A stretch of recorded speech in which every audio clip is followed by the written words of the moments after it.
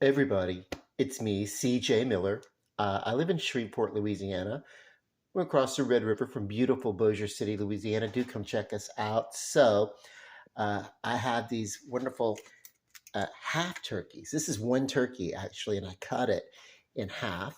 I'm actually doing the thing where I cut it in half. So I don't have to show you what cutting looks like. Um, to expedite, you cut a turkey in half and then you can cook it in 2 hours instead of cooking it for 4 hours. But I did it really slow and it's nice and tender and thorough. And I can tell just as the meat starts to recede from the bone there that I know that it's done. So I'm going to have some of this. It's really close to midnight. So close enough that I am going to go ahead and have my dinner because I'm feeling hungry. I'm listening to my body. Normally, when I'm doing a fasting, like I've done a fasting today, uh, that's very little food to sometimes no food during the fasting period. Uh, but yeah, I got to listen to my body and it's time to eat. So uh, thankfully, uh, thankfully I had this. We were out shopping the other day, my sister and I, and it was like post Christmas, and they had these. This is wonderful. These were like uh, for the pricing, I guess for turkey fatigue. We didn't have a turkey at our Christmas. We did ham and we did pork loin and everything because we just needed a change from the turkey. But when we saw that the turkeys in the post Christmas shopping and the groceries were marked down to 50 cents per pound, and then they were marked down again uh, after the 50 cents. So it was like, oh, well, that's so affordable that we're going to. So she got one and I got one, and it was cool. And I cut mine in half. And you can lay it flat. You could butterfly it. I just didn't have a pan wide enough to let butterfly it. That actually had a deep enough. When you butterfly it, uh, you're going to get a lot of runoff, especially if you use like butter in your basting like I do, and then that basting, as you can still moisten your chicken with it if you feel like you want a little extra flavor. You can cut your chicken and then kind of your turkey, I should say. You can cut your turkey and then roll it around in the broth in the pan if you want to give it a little extra flavor. Of course, you do that. You add. Uh, calories and things like that. So, but turkey's really good for a keto diet anyway. Except, hang on, I've got to tattle a little bit. Well, I'll show you when I plate this up. You'll see. I have a couple of pan fried potatoes. Like they're not quite French fries because I actually just put them in a pan and like brown them. They're more like uh, they're almost more like hash browns at this point because uh, I cut them French fry style, but I shallow fried them in oil, so they get brown. So that's great. It's almost like if they were cubed, they would be home fries or something. I don't know. With you take some onion and throw on these things, and they become like home fries. But there's no onion. Maybe I'll sprinkle just a little onion powder for light flavoring right before I eat it. But anyway, I'm about to plate this up, so hang on. Aha, here we are. My plated up. So here, I'm going to poke around here on the plate for a minute. Here I've got a little bit of dark meat turkey that always retains its moisture. It's really hard to dry out dark meat. I love it. That's good flavor. Yeah, the butter basting that I rubbed this thing uh, with butter along with all the other herbs on the skin and everything. It's really great. And with it being flat like this, when the butter melted, it kind of soaked up through the bottom too. Very flavorful if you love a good butter flavor. I think there was used to a brand called Butterball Turkey that we used to see. And for me, that kind of put in my mind, hey, you got to have butter flavor on your turkey. I don't know. I don't know. Maybe you could do, but I used olive oil too. So this is uh, the white meat, cutting some of the white meat away so I can get in and test the moistness of it. It's tender. I normally do turkey as a whole, so this is uh, splatak or splatak when you like slice it. Uh, mm, utterly moist, delicious, wonderful.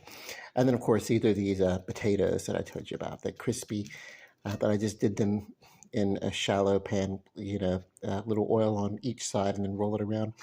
Did the did it? I cooked them until they got. Um, yeah, it's like a double. It's a double fry method. You don't have to do that, but I did. Where I cooked them once to get them kind of cooked, and then I did them again on a higher heat to get them crispy. Very good. The seasonings and everything, especially with the other flavors on this plate, I don't need a condiment or dipping or anything like that. Uh,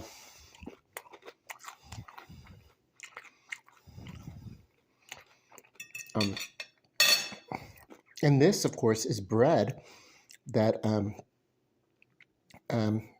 my father and his lady, they baked this as part of my Christmas from them, and it's great. Now, I bake a pretty mean bit of bread myself, so, but I love this. It's just like, it's cool. I like how it looks. It looks like bread, and yeah, it's got a lot of air and everything like that, so that's good. It's got a good rise on it. So let's see.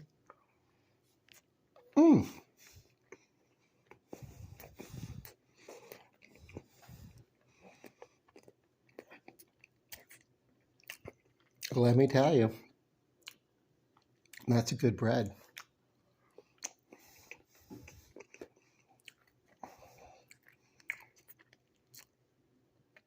That is a good bread. And it's going to come in handy because I've got all this turkey, and then of course I've got my cold can of Coca-Cola Zero. Actually, even when I'm not dieting, like this is not a diet plate, even though I'm having it at the end of a fast. These few potatoes are not going to throw me off keto. This bread might, between the potatoes and stuff, it might kick me out of ketosis or whatever it is that I'm doing. Ketosis is good, but acidosis is not. Anyway, that's keto diet. But anyway, I have come to appreciate the flavor of a Coke Zero and prefer it over a Coke Classic, which is something I thought would never happen.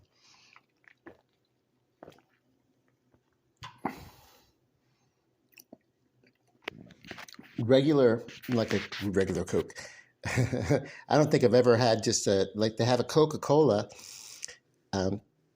which was a flavor they started around 1985, 1986, where they actually kind of changed the flavor of Coca-Cola for the first time, like in a wide campaign. And there was a big public outcry and a great big FU. Like, if we wanted to drink Pepsi Cola, we would drink Pepsi Cola. We don't. We want to drink, whatever. And so about 6 weeks later, they brought back something close to the original formula, which they called their original formula. There were all sorts of rumors. Was it really, or was it whatever? But they began calling it Coca-Cola Classic. And so when I think of regular Coke, I think of the Coca-Cola Classic brand. But I got loyal to that, I mean, we grew up, with that as our favorite soda in our home. And so it was only until I started doing the keto a few years ago that I tried the Coke Zero. And it took, at first, we were using, the cans were black with the white labeling, and it was similar, but the overall flavor was, it lingered a bit more on the palate. Not to say that there was an aftertaste, but it was, I was almost And I don't know if it was incidental or not, but the um, slightly licoricey thing, the flavor that I picked up on, kind of came through. And that's kind of what the it's probably not uh, the flavor of aspartame is probably not derived from licorice, but to me, anytime there's been a NutraSweet or what you call aspartame used in a product, I've always connected it to having sort of a licoricey kind of effect upon my palate. And where I pick it up at on my tongue is the very tip of my tongue towards the left. I mean, I'm very that's how I can seriously isolate flavors in my mouth, and where I'm feeling them. And it's just at the top of my tongue towards the left, right before it curves down to the underside is where I'm getting that resonating resonation of something that reminds me of licorice in any sort of aspartame kind of product. But I don't mind that at all. It's actually quite pleasant. But in the uh, Coke Zero that I started to enjoy a few years ago, uh, it was more prominent. And so then they went to a red label with black lettering, and they actually had tweaked the formula and had given it not really a change, but more of a balance. And I really began to appreciate it then, because it was like, okay, this works. This really, I was enjoying what was there before as a substitute, but now that this balance has been given, I'm enjoying it a lot. So anyway, I'm going to let you guys go. I'm going to get back to my food.